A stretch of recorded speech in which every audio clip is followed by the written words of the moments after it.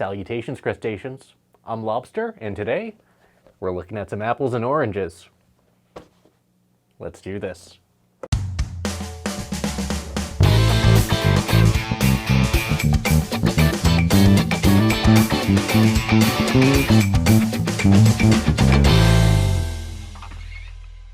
The bases beside me are the G&L L1000 CLF and the Ernie Music Man Cutlass. Two very different basses that can both be described as P basses on steroids. The L1000 CLF is a modernized reissue of the original G&L L1000 bass, and the Ernie Cutlass is a classic bass that never really existed in the past. This is a Music Man P bass, but it has some special sauce all of its own.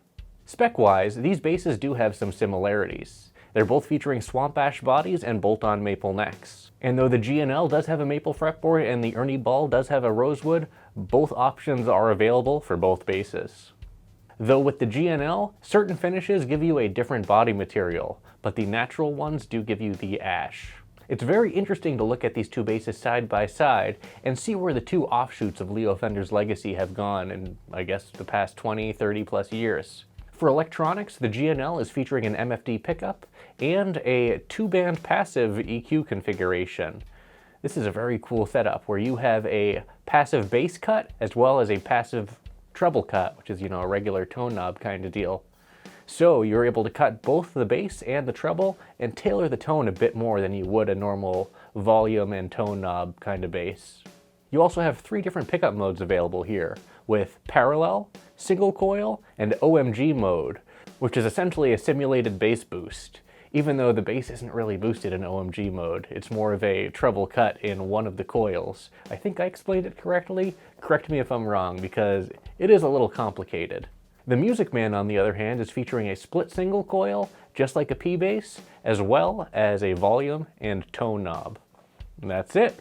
Now I know G&L does make a P bass kind of bass, but I don't have one, so we're going to look at this instead because we like to have fun. As for hardware, these two basses are featuring very similarly styled tuning keys, but their bridges are completely different. The Ernie has the same type of bridge that you find on the Stingray Special, whereas the G&L has the classic G&L bridge, which is actually very similar to some of the old Music Man bridges. Makes sense. Now I know you guys are wondering, what do these basses sound like? You guys know what you need to do. Go ahead and hit that like button so my hand will turn back to normal.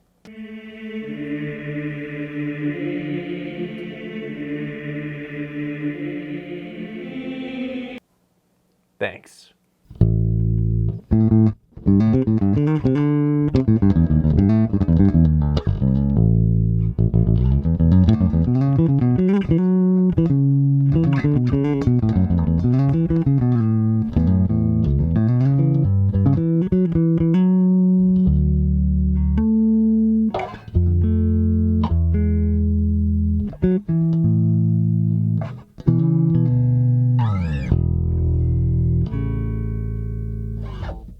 Wow, this thing has some kick to it.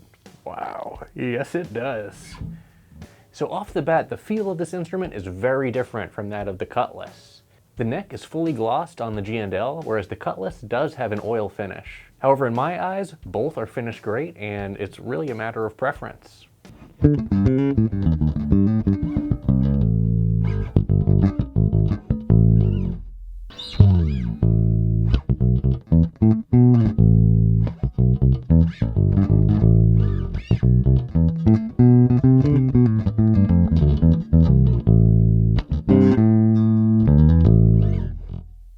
So what you've heard thus far was the pickup in parallel. Let's go ahead and check out the other two settings. Here is single coil. Yep, so in single coil mode, this is not hum canceling. You do get that single coil hum. It really depends on your environment, but where we're at right now, we are getting some noise.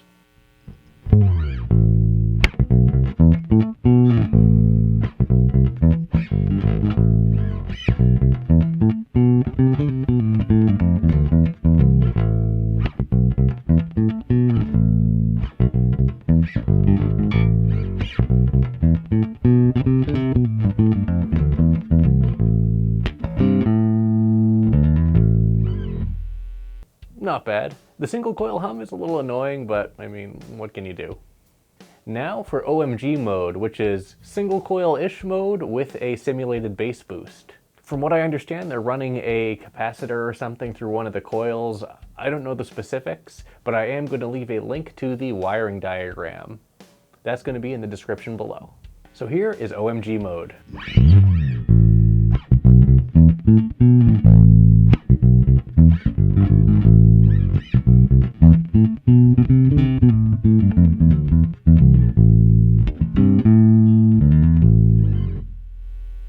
That's a hot potato. I'm going to go ahead and set this back to parallel, and we're going to go ahead and turn down the bass and the treble cut all the way down. Here's what that sounds like.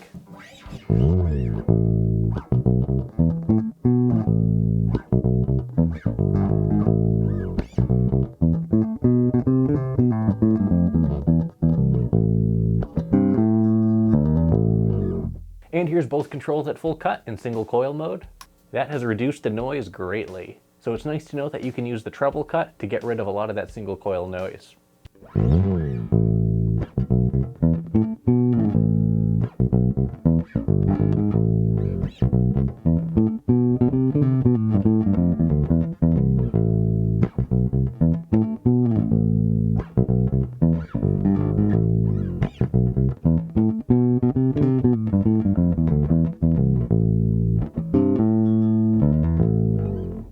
Not bad, still has a lot of kick to it. And here's OMG mode.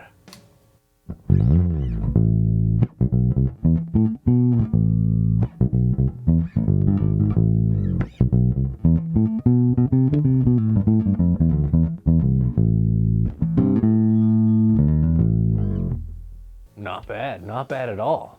Now I'm going to set that back to parallel, and we're going to go ahead and set the bass cut to about 50% and the treble cut to about 75% cut.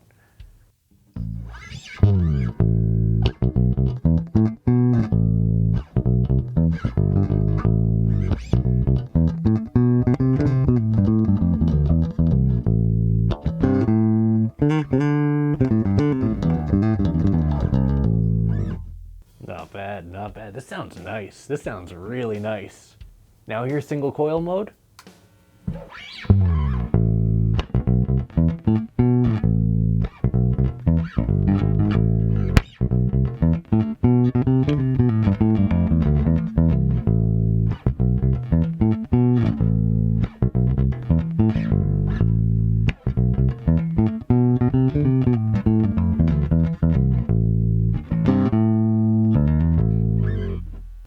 And here's OMG mode.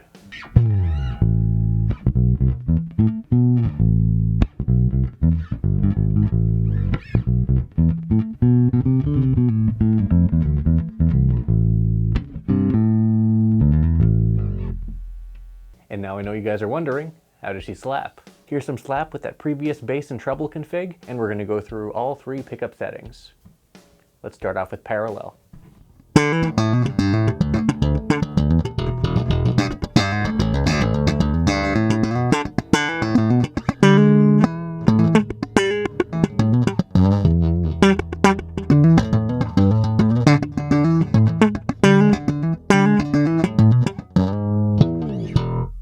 And here's single coil.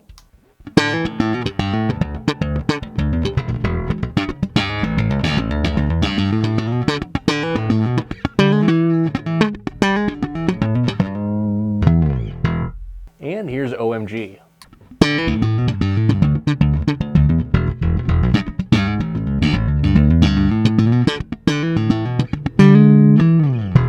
After we check out the Cutlass, I'm going to go ahead and play these basses back to back with the beat buddy behind it. So we'll be able to see how both of these sound in a mix. But now, let's switch over to our Cutlass. So here it is. This is my Music Man Cutlass, and I think this thing is a masterpiece.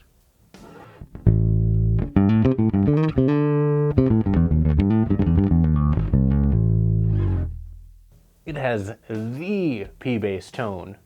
Now the controls are a lot simpler than what you get on the G&L, but again, this is apples and oranges here, so no real comparison other than we're just having some fun. Pricing wise, I know the G&Ls are around $1,600, and the Cutlasses are, you can't buy them new anymore. On the used market, prices for the Cutlass vary greatly, but sometimes you can find yourself a really good deal. If you see one, snag it because these are awesome basses.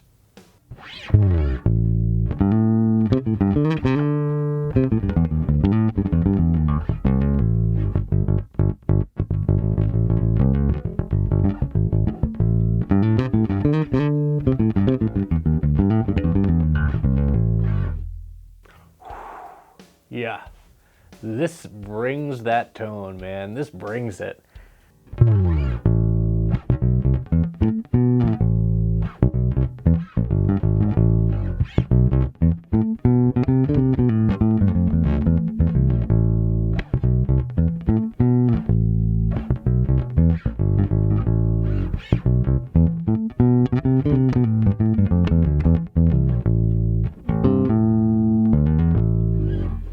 Not bad, not bad. Now the naming of this bass is particularly interesting because there used to be a Cutlass in the 80s that was basically a Stingray with a carbon fiber neck. However, this Cutlass is not related to that in any way, shape, or form, other than having the similar headstock and the logo. Outside of that, completely different basses. No carbon fiber neck, P-bass pickup, not a Stingray. Just wanted to clear that up. What you've heard thus far is the tone at 100%. Let's go ahead and turn that down to 50 and see what that sounds like. Ooh. I always like the smooth articulation of the Music Man controls. Just feels super premium.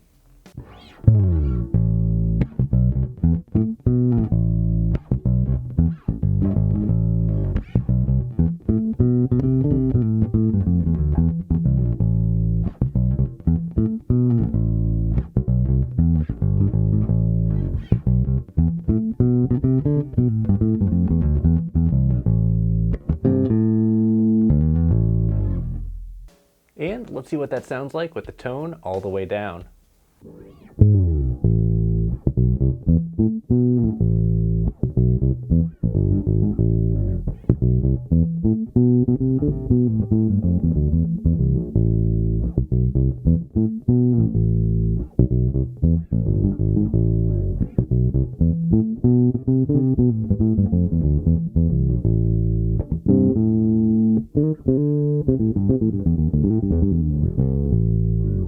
Very nice, very nice.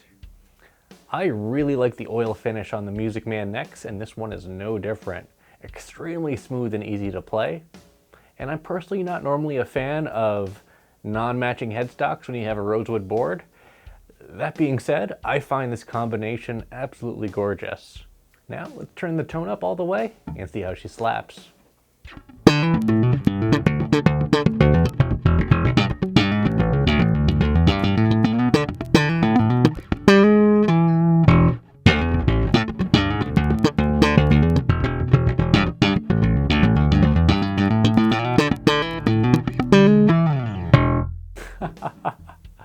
Yeah, this thing slaps really nicely.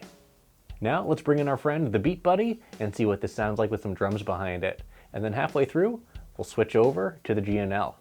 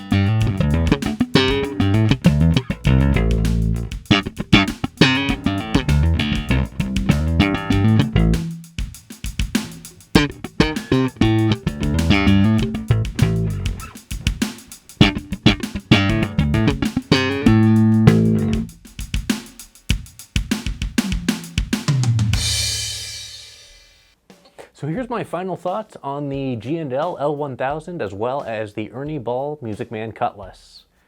I think both are absolutely extraordinary basses. The G&L is a beast, honestly. This thing has a ton of versatility, and though it does have some single coil hum because of the pickup configuration, it's not really that evident when you're playing.